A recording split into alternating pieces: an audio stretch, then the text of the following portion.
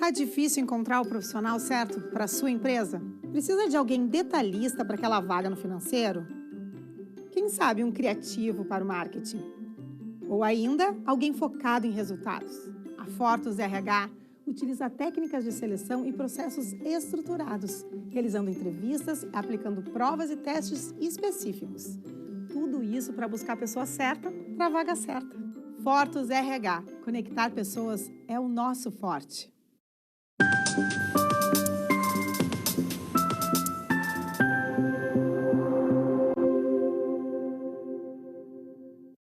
Olá, sejam todos muito bem-vindos. Está no ar o programa Papo Certo de hoje.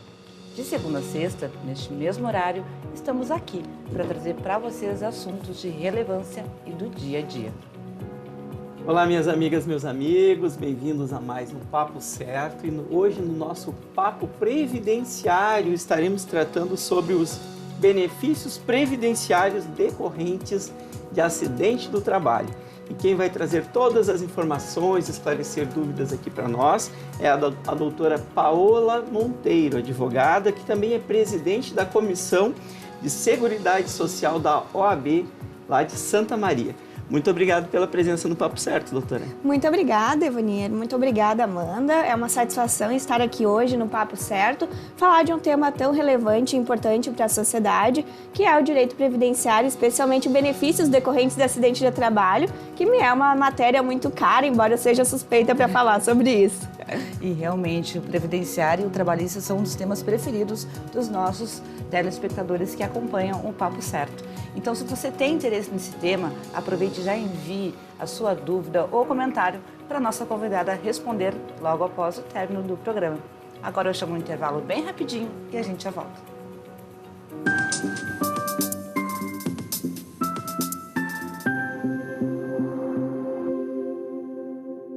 Você já parou para pensar que a sua empresa pode estar pagando impostos a mais?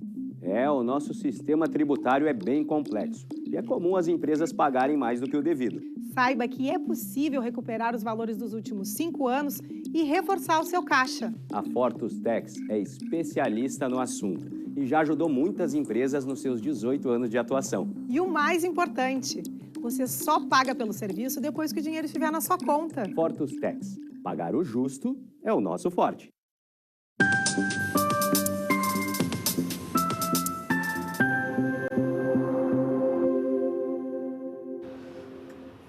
Aproveito para deixar um convite super especial. Deem uma passadinha lá no nosso Instagram, papocerto.com.br e nos enviem um direct, porque através dele vocês podem sugerir o assunto, o tema e até mesmo o convidado que vocês querem ver aqui no programa. Então, doutora Paola Monteiro, após sofrer um acidente do trabalho, quais são os direitos do trabalhador? Bem, o trabalhador tem uma série de direitos após sofrer acidente de trabalho. Dentre eles, é receber o benefício previdenciário decorrente de acidente de trabalho, assim como em caso de morte, pensão por morte, auxílio acidente e até mesmo a indenização a ser paga pela empresa e estabilidade provisória de 12 meses aproximadamente. E, doutora, como agendar uma perícia no INSS? A perícia ela pode ser agendada de duas formas.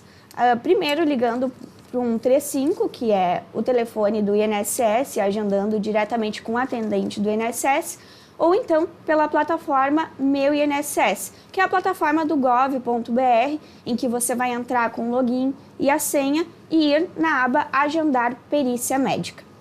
Em média, uma perícia demora muito tempo? Ou depende do caso? Depende do local, depende da cidade, do município e da disponibilidade de perícias. Santa Maria, por exemplo, que é a cidade onde eu resido, demora cerca de um mês, mais ou menos, mas depende muito da demanda mensal do INSS. Doutora, a senhora trouxe aqui um 35, né, que é o Previfone, para quem trabalha aí diretamente com o serviço da Previdência, e o Meu INSS, mas a pessoa, então, que sofreu um acidente pode se dirigir até uma agência ou não vai adiantar? É que, na verdade, hoje, como existem plataformas virtuais e o telefone, o agendamento através do INSS, quando a pessoa se desloca até a agência, é feito por um computador disponível no local da agência e com auxílio de algum técnico que esteja disponível, algum servidor do INSS. Bem importante essa informação, porque a gente sabe que muitas pessoas não têm esse conhecimento, nem mesmo um computador. Enfim, olha, a gente fala meu INSS, o gov.br, muitas pessoas a gente sabe que têm ainda uma certa dificuldade de entender. A própria senha do Gov, aí eu como contador, me metendo aqui no assunto da doutora, eu entendo que foi uma das melhores coisas que o governo criou, né, que garante ali a segurança de que quem está acessando ali, de fato, é aquela pessoa detentora ali do seu login, né, e os níveis de segurança também são bem importantes. Então, que bom que tem esse serviço lá na agência para quem se dirigir até lá, usar o meu INSS, mas com a ajuda deles, né? E, Evanir, uma informação também que é bastante importante é que essa senha do gov.br, ela serve para acessar o meu INSS, assim como a CNH digital e a carteira de trabalho digital também. Excelente. Doutora Paula, eu tenho uma outra dúvida aqui que, na verdade, eu gosto muito de falar, que é sobre prevenção, né? Sobre aquilo que a gente pode cuidar antes, né, de acontecer, né? Quais os documentos, então, que o segurado precisa apresentar lá no INSS quando for pedir o seu benefício por incapacidade? Bom, o primeiro documento, e mais importante, é o atestado médico. E um atestado médico emitido por um médico especialista ou, então, um clínico geral, mas com a CID, que é o Código Internacional da Doença, período de afastamento. Além, é claro, da comunicação do acidente de trabalho, que deve ser emitida pela empresa no momento que ocorre esse acidente de trabalho, e o DUT, que é a data do último dia trabalhado, que também é um documento emitido pela empresa. Assim como outros documentos pessoais, né, logicamente, e é bom levar um comprovante de residência caso precise fazer alguma atualização diretamente no INSS. A senhora acredita que seja interessante para o segurado que for pedir, então, esse benefício antes mesmo de se dirigir até Na verdade, não tem mais de se dirigir, ou tem? É na perícia que leva essa documentação? Na perícia leva a documentação. Porque também há a possibilidade de enviar pelo meu INSS. Exatamente. Né? Mas, enfim, a senhora entende como importante consultar um advogado para juntar essa documentação? Teria algum benefício para ele? Na verdade, a assistência de um procurador é importante para levar a documentação completa, para que o benefício não demore ainda mais tempo para ser concedido. Um requerimento completo, um requerimento organizado, ele poupa tempo e a gente sabe que o benefício por incapacidade, por exemplo, é um benefício urgente. A pessoa não está recebendo da empresa naquele momento. Então, precisa ser feita a perícia quanto antes, apresentar a documentação, ficar completo e o servidor analisar, antes a pessoa vai receber. E, doutora, além do CID, tem algum outro dado importante que precisa constar no atestado médico quando for entregue ao perito? Além do CRM do médico, precisa estar expresso o nome completo e, se for possível, indicar o período de afastamento das atividades. Ninguém melhor do que o médico assistente para indicar qual vai ser o período necessário para a recuperação da capacidade para o trabalho. Então, se esse médico assistente conseguir elencar o período de afastamento e levar para o perito no INSS, embora ele tenha liberdade de constatar outro período de afastamento, também seria interessante. Muito bem. Uma dúvida bem comum que nós temos é sobre o valor do benefício por incapacidade, que anteriormente era chamado de auxílio-doença, quando é uma doença relacionada a acidente do trabalho. Qual é esse valor, doutora? Aqui, Evani, nós temos um ponto muito importante que, diferente do benefício por incapacidade comum, quando não existe uma doença relacionada ao trabalho, quando há constatação de um acidente de trabalho, a pessoa vai receber 100% daquilo que o INSS calcular sobre a renda dela. Então, a renda mensal inicial, o valor do benefício será de 100%. E no caso do benefício por incapacidade decorrência do acidente de trabalho, precisa de tempo mínimo de contribuição? Se o benefício por incapacidade é comum, precisa de pelo menos 12 meses de contribuição. Quando existe a ocorrência de um acidente de trabalho, não é necessário esse período mínimo. Muito bem, sem necessidade de período mínimo, então. E doutora, quais são os outros benefícios previdenciários decorrentes de um acidente de trabalho pagos pelo INSS? Além do benefício por incapacidade temporária, que é quando o segurado ele fica temporariamente, como bem coloca o benefício, incapaz e depois pode retornar para as atividades. Tem também o benefício por incapacidade permanente, que antigamente era chamado de aposentadoria por invalidez, quando não há recuperação para o trabalho, a sua capacidade ela é totalmente perdida. Existe também o auxílio acidente, que é quando há alguma sequela, alguma limitação para o trabalho, em que é uma indenização paga pelo INSS, e também a pensão por morte, que é paga aos dependentes desse empregado, desse segurado falecido. E, doutora, uma dúvida que eu creio que seja muito comum de quem nos assiste, assim como minha também. O empregado que está em benefício por incapacidade decorrente de acidente de trabalho, ele pode ser demitido? Existe a estabilidade provisória, ou seja, após a alta previdenciária, o artigo 118 da Lei 8.213 estabelece um período de 12 meses de estabilidade, em que esse empregado não pode ser demitido. Então, tem estabilidade 12 meses. 12 meses de estabilidade em caso de acidente de trabalho. Mas, e digamos que ele queira se desligar, ele pode? É possível pedir o desligamento. Contudo, é importante observar que, como há estabilidade para uma segurança jurídica, tanto da empresa quanto do próprio trabalhador, do segurado, ele terá que assinar um termo abrindo mão dessa estabilidade. Então, é uma forma de segurar que a empresa não terá prejuízos futuros com o pedido de demissão desse empregado. E esse pedido de demissão dele, ele tem que levar alguma delegacia do trabalho, com o sindicato? Qual é o cuidado? É importante levar até o sindicato e homologar junto à entidade sindical para não haver prejuízos realmente. Muito bem, às vezes as empresas têm essa dúvida, né? E o próprio trabalhador, tudo bem, estou com estabilidade, mas eu não quero mais ficar nesse trabalho. Então é possível, sim. Mas creio que seja raro, né? A pessoa pedir para sair, sendo que tem a estabilidade. Talvez só se ela tenha uma outro previsão emprego de outra entrevista, né? Pode acontecer nesse meio tempo de ter uma outra proposta, talvez mais vantajosa financeiramente, enfim. Mas neste caso é importante levar em consideração a prevenção para que a empresa não tenha dores de cabeça futuramente. Aqui a gente fala não só para o empregado, mas a gente também fala para o lado do empreendedor, para o lado da empresa. Então, bem importante os empregadores ficarem atentos a todos esses cuidados. E evitar dor de cabeça futuro. Exatamente. Doutora Paula Monteiro, qual a diferença de benefício por incapacidade, que é o auxílio-doença, né, e o auxílio-acidente?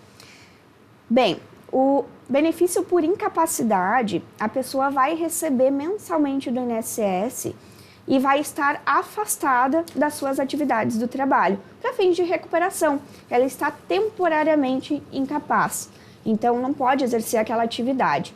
Já o auxílio-acidente, ele tem caráter indenizatório, ou seja, o empregado ele vai receber como se fosse uma indenização pela perda da capacidade para o trabalho e ainda assim pode seguir trabalhando.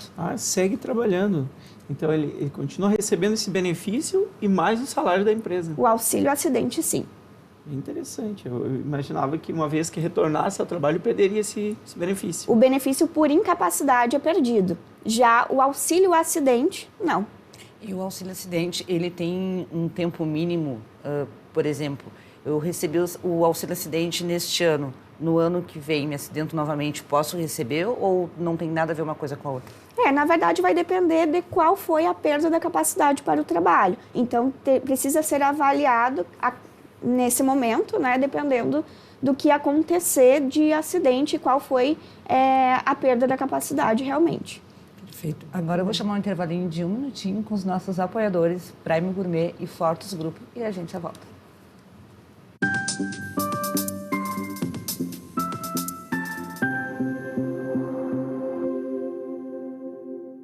tal ganhar o prato do seu acompanhante? Com esse app você compra um e ganha um. Simples assim. Vale também para ingressos e hospedagens. De Gramado para o Brasil, o Prime Gourmet traz experiências incríveis para você. Baixe o app grátis e assine quando for usar. Já somos mais de 500 mil aproveitando esse guia gastronômico e turístico. Faça parte desse clube também. Para o cliente, economia e experiências em dobro por um ano. Para o parceiro Prime, clientes selecionados. Uma forma elegante de utilizar descontos. Em tempos de juros altos, margens reduzidas e incertezas, rever estratégias é fundamental para manter o seu negócio competitivo. Esse cenário exige planejamento e organização financeira. Nessas horas, qualquer ajuda é bem-vinda, mas a ajuda de um especialista é necessária. A Fortus Consulting conhece na prática e tem as soluções adequadas para cada situação. Fortus Consulting. Melhorar os seus resultados é o nosso forte.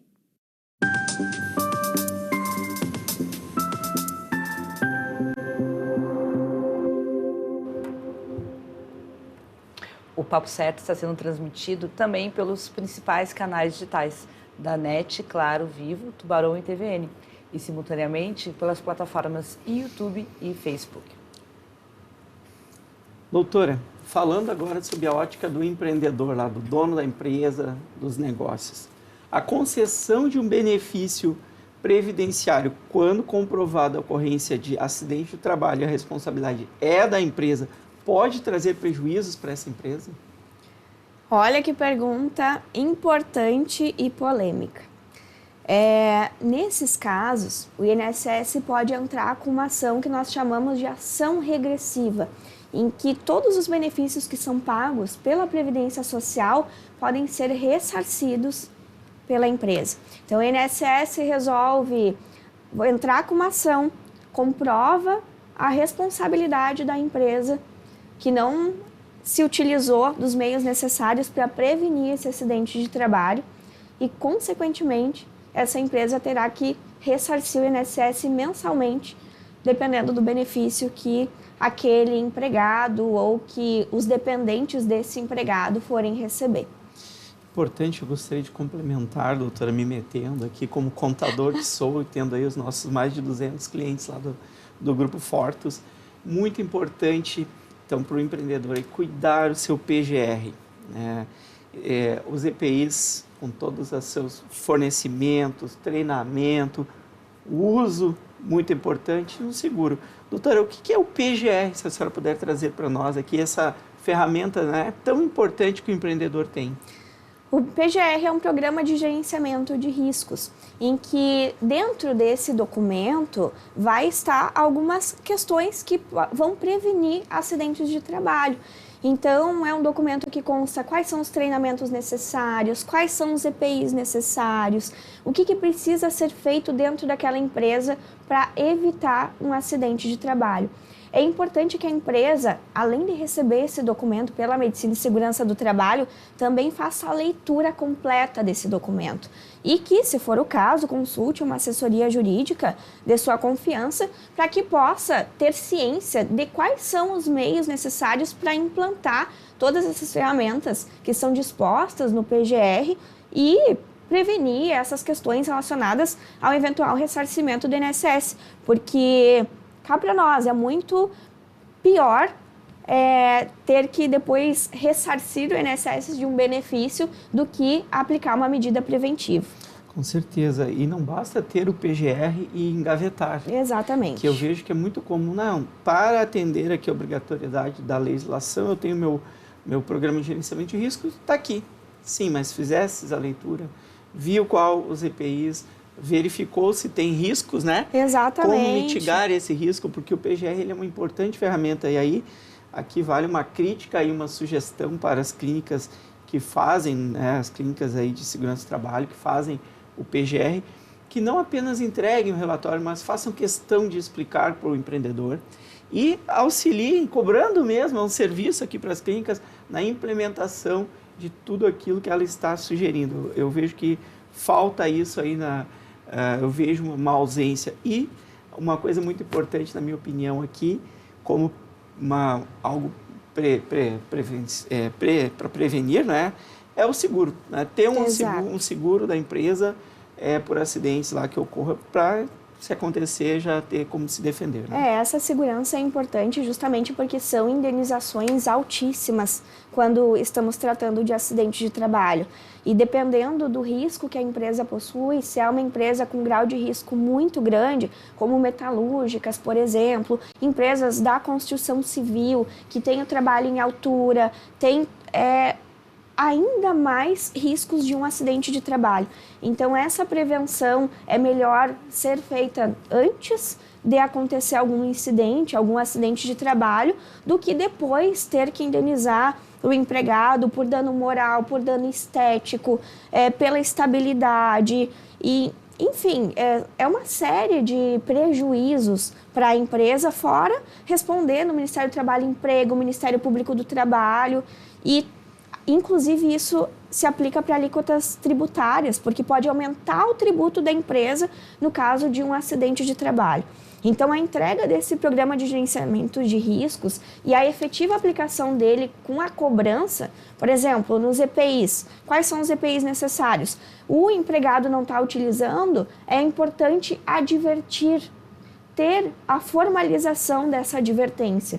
Além, é claro, de instruir, quando se trata de uma empresa com um grau de risco alto, instruir o empregado como ele vai utilizar esse EPI.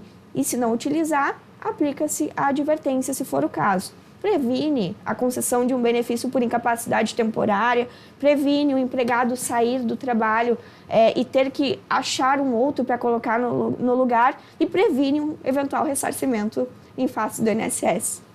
Doutora, recebemos uma pergunta através do nosso direct para vocês entenderem como acontece. Lá no nosso Instagram, papocerto.com.br, todas as segundas-feiras é publicada a agenda da semana. Então, o pessoal confere lá e envia perguntas para a gente também. Quem fica com sequelas e limitação para o exercício das atividades recebe indenização do INSS? O fato de receber pelo INSS impede o recebimento de indenização pela responsabilidade da empresa? Maria Isabel. Bom, quando há perda da capacidade, digamos que o empregado, segurado esteja trabalhando e perde uma mão. E ele trabalha no ramo da construção civil. Ele já não está mais 100% capaz para o exercício daquela atividade.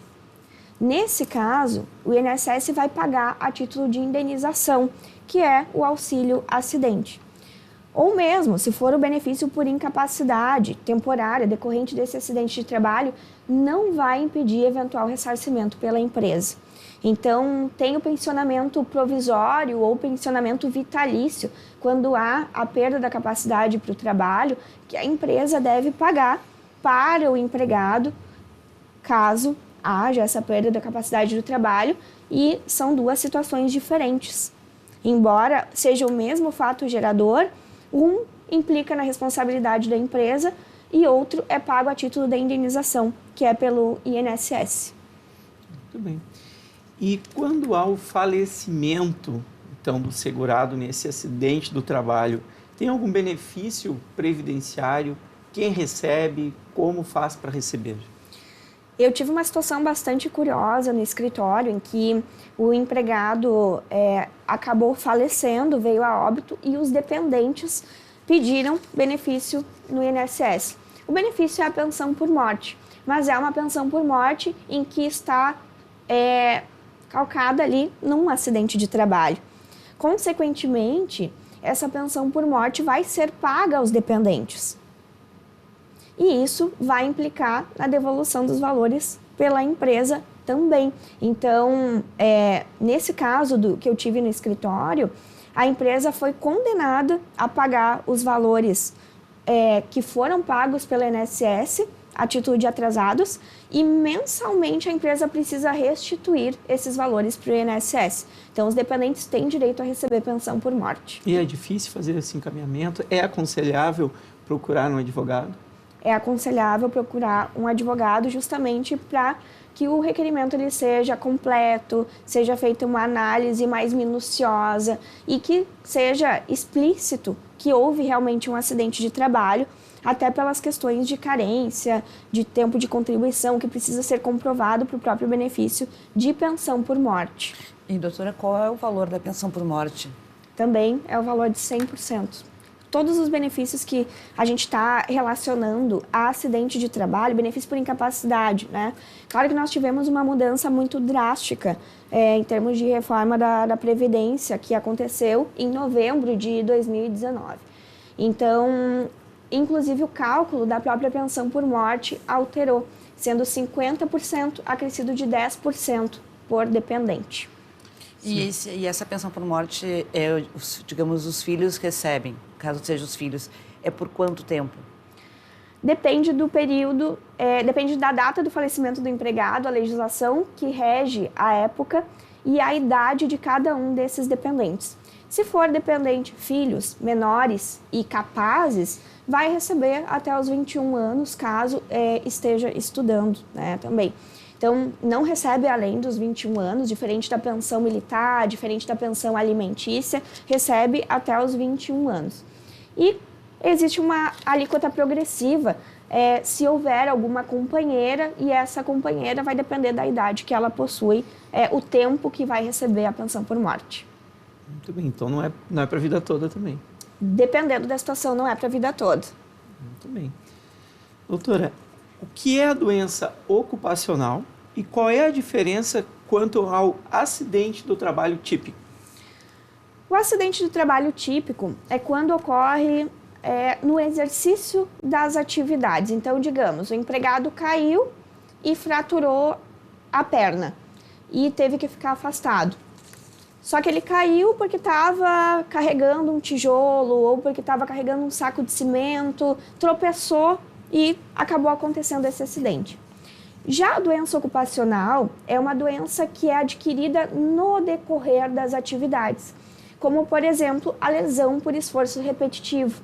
Se existe um esforço repetitivo e a empresa não aplica o que está no PGR e é caracterizado um acidente de trabalho, quando, digamos, o empregado começa a sentir um certo desconforto e vai no médico, precisa ficar afastado, afastamento aí superior a 30 dias, isso também pode ser considerado como uma doença ocupacional, assim como a pressão no ambiente de trabalho. Essas empresas que muitas vezes cobram metas e acabam fazendo com que o empregado desenvolva alguma patologia psicológica e precise ficar afastado em decorrência de alguma patologia dessa modalidade, sendo assédio moral, assédio sexual, muitas vezes, e desenvolve algo nesse sentido, também pode ser considerado como doença ocupacional.